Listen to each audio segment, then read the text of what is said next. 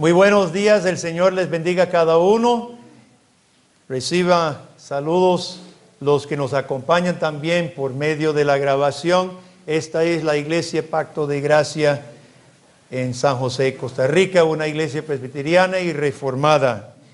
Hoy terminamos nuestra homilía sobre Salmo 78.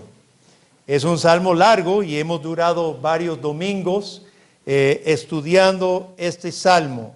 Y vamos a terminar a concluir con la última sección de versículos 56 en adelante.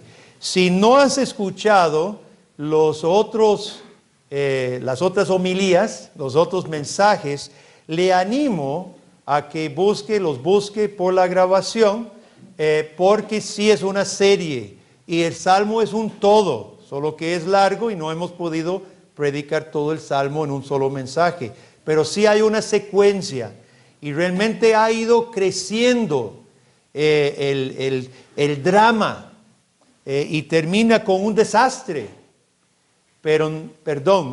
casi termina con un desastre si no fuera por la mano poderosa y bondadosa de Dios. Así que leamos el final de este salmo.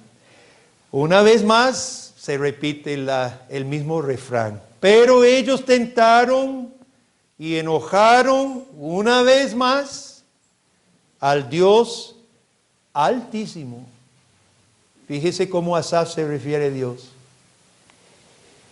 Y no guardaron sus testimonios, sino que se volvieron y se rebelaron como sus padres, se volvieron como arco engañoso. Lo enojaron con sus lugares altos. Ahora Israel ya está en su tierra. Antes estaba en el desierto. Ahora Dios los ha introducido en su tierra. Pero construyeron lugares altos a los Baales y le provocaron a celo con sus imágenes de talla, Acera o Astarot, la diosa. Lo oyó Dios y se enojó. Y en gran manera aborreció a Israel. Dejó, por tanto, el tabernáculo de Silo, la tienda en que habitó entre los hombres, y entregó a cautiverio su poderío y su gloria en mano del enemigo. Entregó también su pueblo a la espada, se irritó contra su heredad. Fuego devoró a sus jóvenes, sus vírgenes no fueron loadas en cantos nupciales. Sus sacerdotes cayeron a espada y sus viudas no hicieron lamentación. Así terminaría, pero no. Entonces despertó el Señor como quien duerme, como un valiente que grita excitado del vino, e hirió a sus enemigos por detrás, les dio perpetua afrenta. Desechó la tienda de José, no escogió la tribu de Efraín, sino que escogió la tribu de Judá, el monte de Sión, al cual amó. Edificó su santuario a manera de eminencia, como la tierra que cimentó para siempre. Eligió a David su siervo y lo tomó de las majadas de las ovejas, de detrás de las paridas, lo trajo para que apacentase a Jacob su pueblo y a Israel su heredad. Y los apacentó conforme a la integridad de su corazón. Pastoreó con la pericia de sus manos. El tema del Salmo, hermanos, ha sido que el Dios, nuestro refugio, redime a su pueblo para vivir en pacto con Él. El versículo central fue versículo 7. El propósito de exponer nuestra confianza en Dios y no ser como nuestros padres rebeldes. Ya vimos en varias ocasiones las consecuencias de violar el pacto. En el párrafo de 9 a 16, violadores de pacto se vuelven cobardes. Cobardes ante la misión de Dios. El párrafo 17 a 31 mostró, al apartarse de Dios, el pueblo se entrega a quejas, críticas, falta de confiar en Dios. El párrafo 32 a 55 mostraba en Israel la falta de gratitud, corazones ingratos e hipócritas. Todo esto, a pesar de que Asaf muestra una y otra vez la misericordia de Dios constante, pero Dios les perdonó su pecado, Dios misericordioso, etcétera, etcétera. Y hoy tenemos tres cosas claves con que termina el Salmo. Primero, el remate de la desobediencia de Israel, hermanos, traición. Estamos viendo la relación entre el pacto de Dios y la respuesta del pueblo. Hemos visto ingratitud, queja, falta de confianza. Ahora vemos la ruptura del pacto llegando a la traición. No guardaron sus testimonios y se volvieron como arco engañoso. Asaf llama la ley testimonio. ¿De qué era testimonio la ley de Dios, hermanos? La ley es testimonio, testimonio de la bondad de Dios. Y aquí muchos cristianos se confunden. Yo creo, hermano, la ley, por supuesto, nunca fue dada para poder salvarnos. No podemos guardar la ley. La ley muestra que tan lejos estamos de la santidad de Dios. Pero recuerde que Dios dio su ley después de salvar a su pueblo. Y esa ley es testimonio, hermano, testimonio de Dios. Nosotros, al desechar el testimonio de Dios, su ley, estamos desechando a Dios mismo. Dios es refugio, Dios es redentor, Dios es rey. Pero al desechar el testimonio de quién es Dios, hermanos, al desechar a Dios como rey de mi vida, estoy desechando a Dios como salvador también. Al desechar el testimonio de Dios, desechamos a Dios mismo. Y nos volvemos, por todo lo que usted diga de los dientes para afuera, nos volvemos como arco engañoso. No estoy seguro a qué se refiere un arco engañoso. Si es que al jalar la flecha se le quiebre, que sería fatal, ¿verdad? Con toda esa presión, que el arco se le quiebre, eso sería un arco engañoso. O simplemente es un arco que no tira donde usted apunta. De cualquier manera, en la guerra, un arco engañoso es un gran problema, ¿de acuerdo? Un arco engañoso, cuando usted se tiene que defender a sí mismo o llevar adelante la causa de la guerra, un arco engañoso es como no tener nada o peor. Es un estorbo, traicionero. Asaf dice que traicionaron a Dios. Ellos habían clamado a Dios que los librara de Egipto, ¿no? Y Dios los libró. En el desierto habían clamado a Dios por agua y Dios les dio agua. Y pidieron pan y Dios mandó maná. Y pidieron carne y Dios mandó codornices. Y con todo lo que Dios había suplido, hermanos, fueron a hacer lugares altos ¿a quién? A Baal. Y hicieron imágenes de talla Astarot, al dios de los paganos y a la diosa de los paganos. Peor que un arco engañoso, traidores. Ahora las consecuencias, ya a estas alturas, después de todos los años en el desierto de soportarlos y después de darles su tierra, después de sacar las naciones delante de ellos, y el colmo, Dios les dio todo, con milagros y obras portentosas, y apenas están instalados en Palestina, ¿y qué levantan? Altares a Baal, como si fuera Baal. Imágenes de talla Astarot, como si fuera ella. Y dice que Dios oyó, versículo 59, lo oyó Dios, y cómo no se iba a enojar. Dios no tiene que bajarse del cielo para oír, hermanos. A lo que se refiere aquí cuando dice que Dios oyó, es que no le contaron. Dios oyó sus cultos a Baal. Dios juzga según la verdad. Dios oyó de primera mano. Dios sabe lo que va a hacer. Sabe lo que está haciendo el pueblo engañoso, el pueblo traidor. Él oyó. Juzga con juicio recto. oyó su falsa religión inventada por los hombres. Inventan baales, inventan aceras. Solo hay dos religiones en la tierra, hermano. No hay miles de religiones. Chicos, en la escuela muchas veces, especialmente si usted está en la universidad, le van a decir, hay tantas religiones que no se puede decir que solo el cristianismo es la verdadera religión, porque hay tantísimas religiones. ¿Y quiénes somos nosotros para decir que solo la nuestra es la correcta? Eso es lo que anda diciendo todo el mundo. No, no hay muchas religiones, solo dos.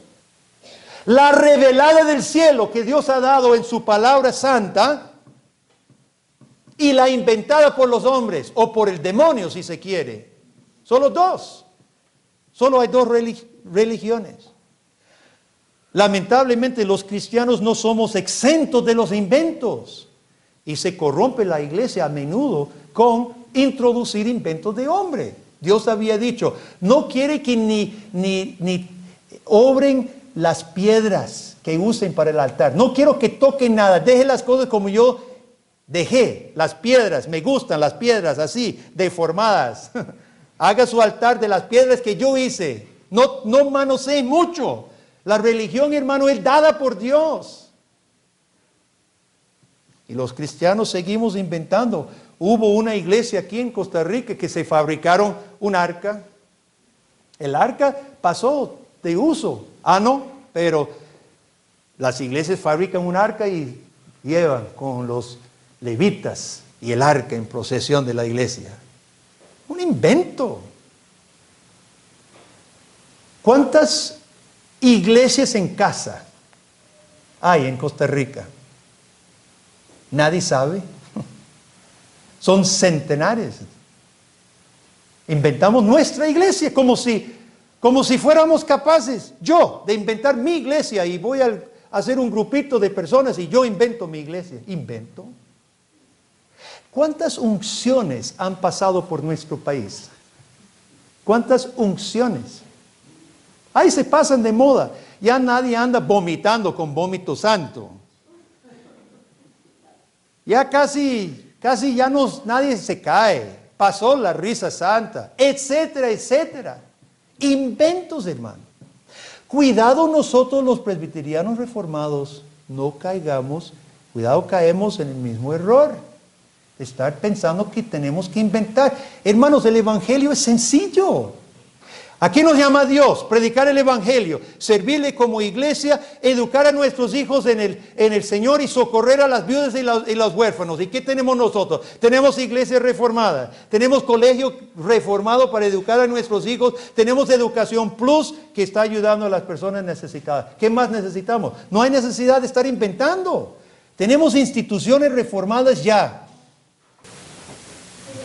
Hermanos, si no conocemos la historia de Jueces y Samuel, posiblemente el impacto de lo que Asaf está diciendo se le está escapando.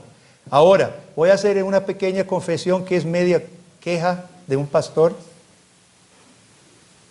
Me cuesta predicar a una iglesia que desconoce las historias del Antiguo Testamento. Porque tengo que parar y medio explicar, y en una explicación rápida no se sabe lo que pasó ahí. Asaf se está refiriendo al tiempo de Elí, el sumo sacerdote que tenía dos hijos malvados que eran sacerdotes. ¿A qué se refiere aquí? Que él mandó fuera sus sacerdotes, dice. Sus sacerdotes cayeron a espada. ¿Usted sabe cuál es la referencia a eso? Los filisteos atacaron a Israel. Finés y Ofni y Finés eran dos hombres pervertidos. Corrompieron la adoración de Dios mezclándola con el baalismo de Canaán, paganismo, acostándose con las mujeres de Israel como hacía las religiones de fertilidad y paganas hasta el día de hoy. Utilizando la sexualidad como un rito mágico. Los filisteos atacan a Israel con un ejército grande, y estos dos hijos de Elí, que no eran ni convertidos, dijeron: pensando mágicamente, agarremos el arca y vamos a pelear con el arca. Y llegó el arca y los israelitas, todos que estaban perdidos y confundidos en su superstición, gritaron. Y cuando los filisteos oyeron el grito, dice, ¿qué pasó? Trajeron a sus dioses. Entonces los filisteos, hay que admirar su valentía, dijeron, seamos hombres, vamos. No tuvieron miedo. Y fueron y mataron 30,000 israelitas. Capturaron el arca. Mataron los 2 hijos de Ofni y Finés. Y cuando mandaron con las noticias a la esposa de Finés, ¿alguien recuerda lo que estaba pasando en ese momento? ¿En qué estaba la esposa de Finés? Estaba dando a luz. Y murió en el parto. Pero antes de morir le puso un nombre a su hijo. ¿Cuál fue el nombre? Icabod. Traspasada la gloria. Cabod, gloria. Icabod. Fuera la gloria de Dios. Acabada la gloria de Dios. Y muere. Imagínense, fatal. Consecuencias, hermano. Dios aborreció en gran manera a su pueblo. Y el único pueblo en la tierra con que Dios había hecho pacto, que Dios había adoptado, y un único lugar en la tierra, Silo, donde Dios había puesto su presencia de manera especial, todo borrado. Al llamar aquí el arca, el poderío y la gloria de Israel, Asaf está destacando exactamente lo que Israel estaba despreciando, su gloria y su poderío. Y así mismo es como Dios mira nuestra desobediencia, hermano. Nuestra apatía, nuestra pereza, nuestra falta de gratitud, nuestros pretextos y excusas, traición a Dios, desechando, rechazando la gloria que debe ser nuestra y el poderío que es nuestro en Cristo. Versículo 63. El fuego devoró sus jóvenes, sus vírgenes no fueron loadas. En cantos nupciales sus sacerdotes cayeron a espada, sus viudas no hicieron lamentación porque morían. Como la esposa de Finés. 30,000 muertos en la batalla contra los filisteos. Lo puede leer en 1 Samuel 4, 5 y 6. Y así terminaría la historia. Aquí termina la historia, hermano. Ya Dios aguantó durante años y años y años a este pueblo rebelde y no se componían. Otra vez Dios fue misericordioso. Los disciplinaba, medio se regresaban, pero era solo superficialmente. Corazones engañosos, corazones traidores. Y finalmente Dios aborrece a su pueblo, saca el arca, desaparece Silo y se va y lo abandona. Así terminaría la historia, hermano. Así terminaría la Biblia. Se termina todo y usted y yo no estaríamos aquí hoy. Así debiera haber terminado toda la historia. Pero no termina. No termina. Y ese es el tercer punto, que gracias a Dios, hermanos, podemos decirlo. Dios mismo responde. Dios castiga a los que castigaron a su pueblo, y eso es un tema recurrente en el Antiguo Testamento. Dios utiliza las naciones alrededor para castigar a su pueblo, pero luego los tiene que castigar a ellos, porque no lo hacen para la gloria de Dios, sino jactándose que ellos fueron los que mataron a israelitas. Entonces Dios tiene que castigar a los filisteos, porque no le dieron a él la gloria. Ahora hay una figura extrema, dice que el Señor como un valiente, un gigante que grita excitado del vino. Una figura extrema como un borracho que con ira se levanta, ¿verdad? Seguramente esta figura viene de un pueblo tan torpe que solo borrachos conocían. Una figura extrema que Asaf utiliza. Pero se entiende que en ira Dios levanta y nadie lo va a frenar. Y dice que hirió a sus enemigos por detrás. ¿A qué se refiere? Hay que conocer la historia. ¿Cuál fue la plaga? ¿Cuál fue el castigo que Dios le dio a los filisteos? Tumores posiblemente tipo de hemorroides. Por detrás los hirió, le dio afrenta perpetua.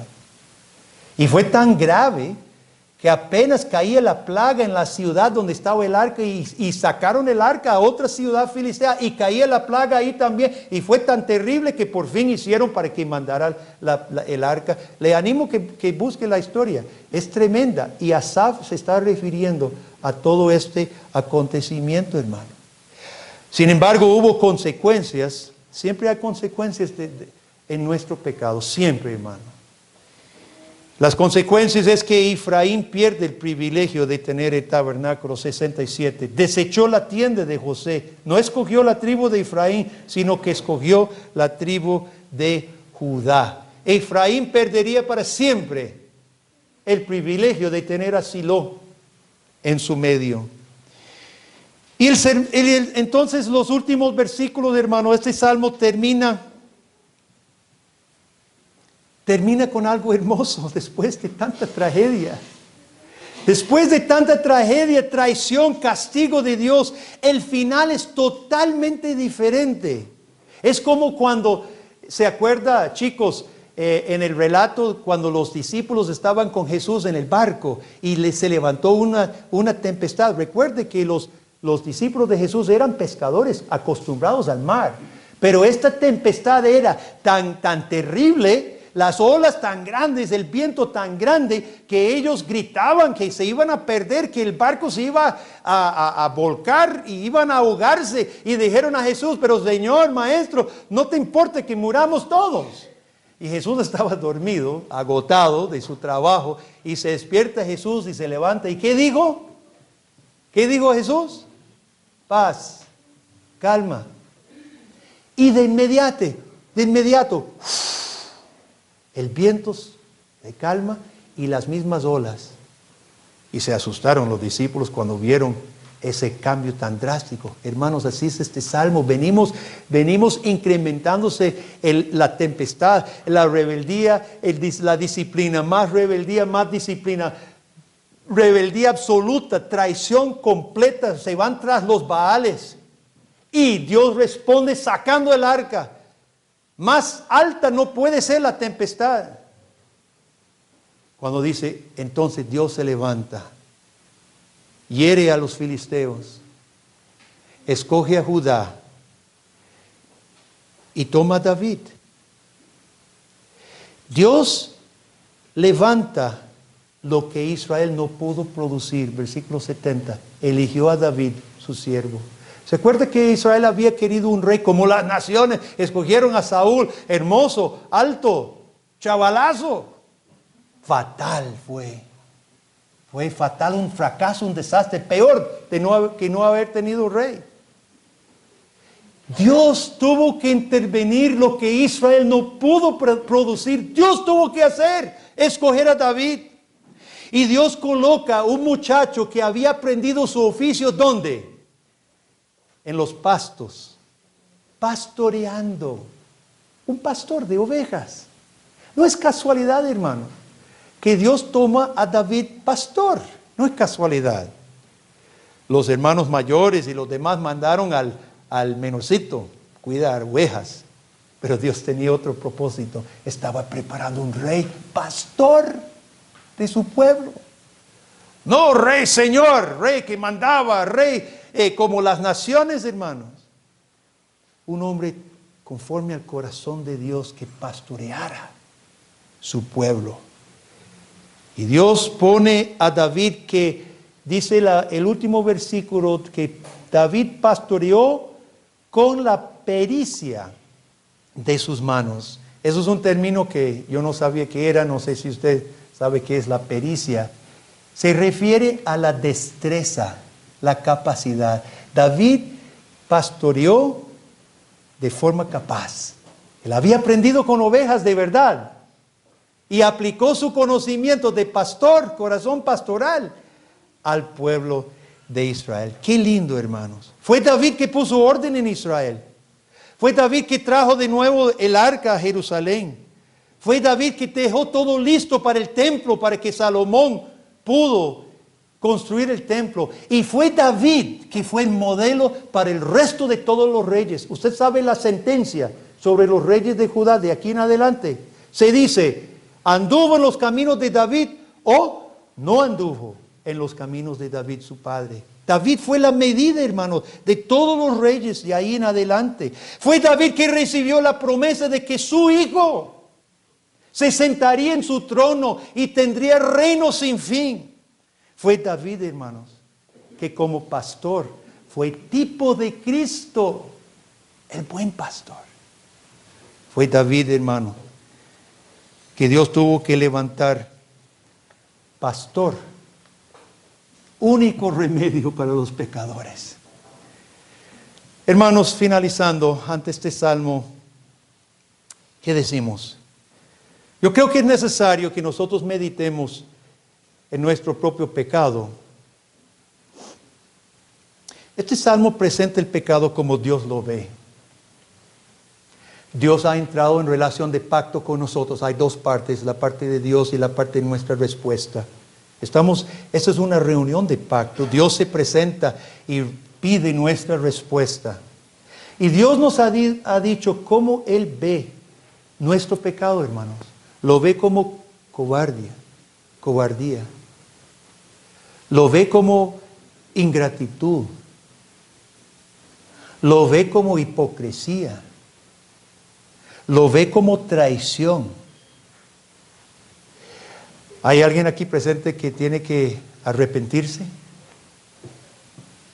Todos, hermanos. Hemos sido cobardes, hipócritas, traidores. Este salmo nos llama a meditar en nuestro pecado y reconocer cómo Dios ve nuestras fallas. En segundo lugar, inclinemos nuestros corazones ante el Dios misericordioso, quien a pesar de sacar su gloria de en medio de su pueblo, volvió y colocó a un pastor, a David. Pero después de David, hermano, este Dios vino en persona, en la persona de Jesucristo, el final y el verdadero buen pastor. Y Jesucristo, hermano, dio su propia sangre por usted y por mí. Jesucristo murió en la cruz de Calvario para cubrir nuestras ofensas, nuestras traiciones. Jesucristo resucitó para imputirnos su perfecta justicia, hermano.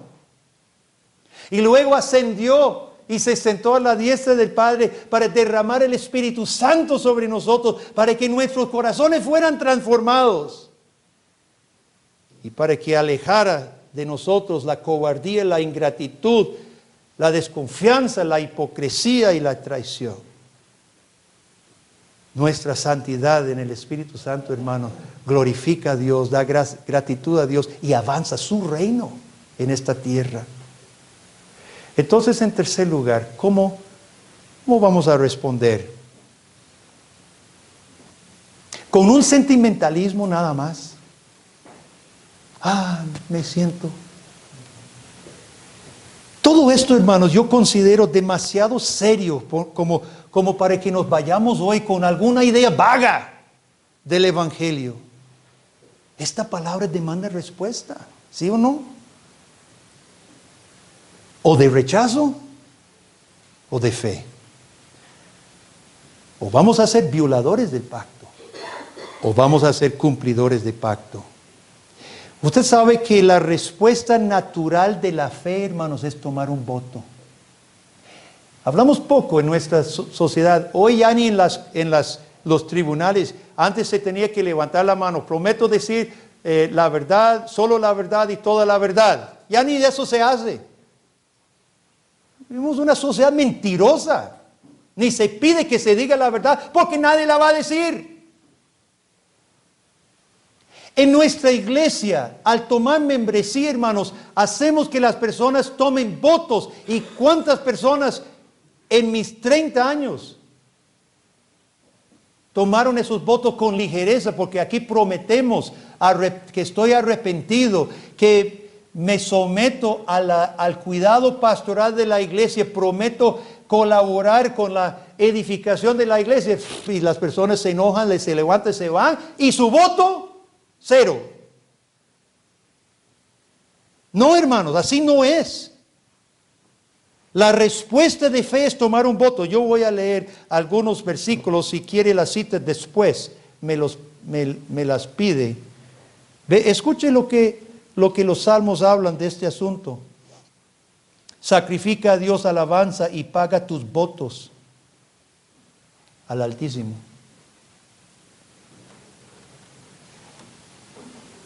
Tuya es la alabanza en Sión, oh Dios, a ti se pagarán los votos. Fíjese que está ligado a la alabanza nuestra, nuestros votos, hermanos. Entraré en tu casa con holocaustos, te pagaré mis votos.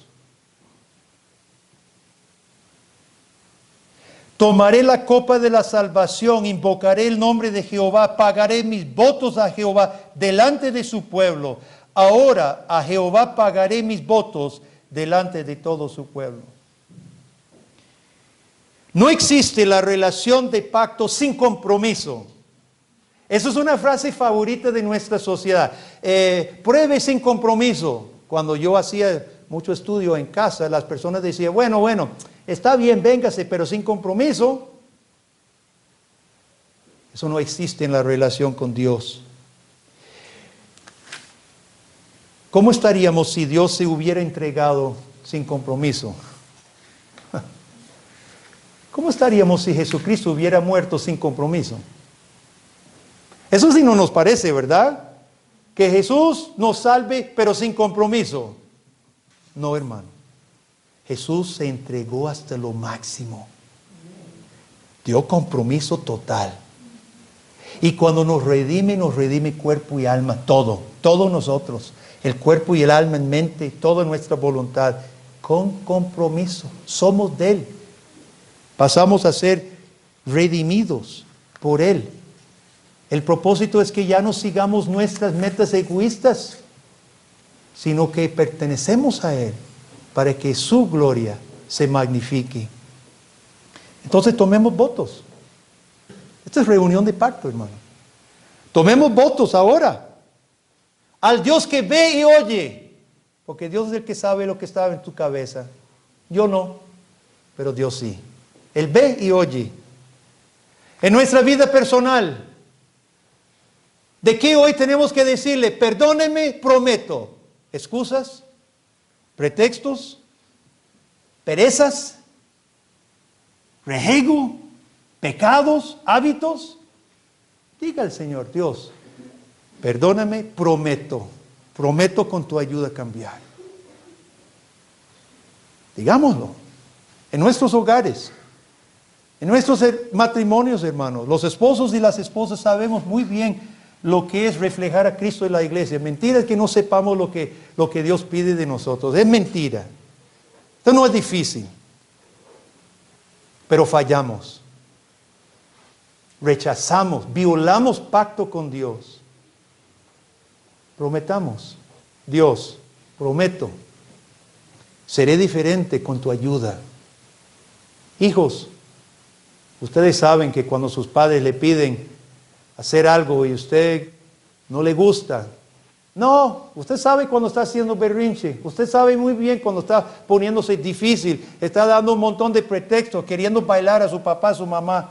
Chicos, arrepiéntanse, pida perdón a Dios, dígale al Señor en su corazón, Dios, prometo obedecer en el Señor a mis papás. Y como iglesia, hermanos, hoy escuchamos el apóstol Pedro, cada uno según el don que ha recibido, ministrelo. Hemos escuchado el llamado del Dios del pacto, el que nos redimió a nosotros, nos llamó a practicar el ferviente amor, ministrando nuestros talentos unos a otros. En muchas ocasiones no nos hemos querido hacer eso. Estoy ocupado, ponemos los pretextos de toda la vida. No tengo tiempo, etcétera, etcétera. No estamos pidiendo, hermanos, que todos salgamos de la casa. ¿Qué servicio mayor puede hacer usted que orar en su casa por los hermanos? Con que usted tenga el ministerio de oración, hermano, bastaría. Pero ni eso muchas veces queremos hacer. Como iglesia, hermanos, ¿qué decimos nosotros? ¿Prometemos o no? El próximo domingo,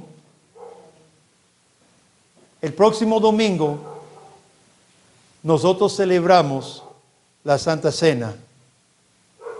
¿Qué es la Santa Cena, hermanos?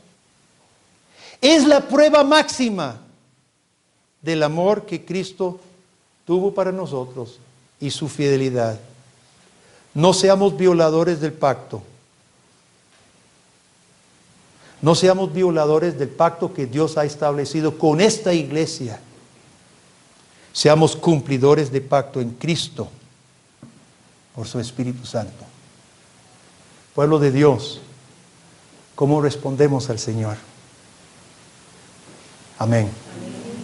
Oremos. Padre, gracias por este salmo. Hemos aprendido mucho, Padre, a lo largo de las palabras de Asaf. Gracias por Asaf, que tomó el cuidado de relatar para siempre, para récord siempre, oh Dios, el relato de tu misericordia, tu gracia y la ingratitud de tu pueblo, Dios, para que nosotros pudiéramos apreciar lo terrible que es nuestra desobediencia. Padre, te damos las gracias por David, que tú levantaste, y sobre todo por el Hijo de David, Jesucristo, nuestro Redentor. Y en Él pedimos, Dios, que permitas que las promesas, los votos que hemos hecho hoy, que tú nos permitas cumplirlos, Dios.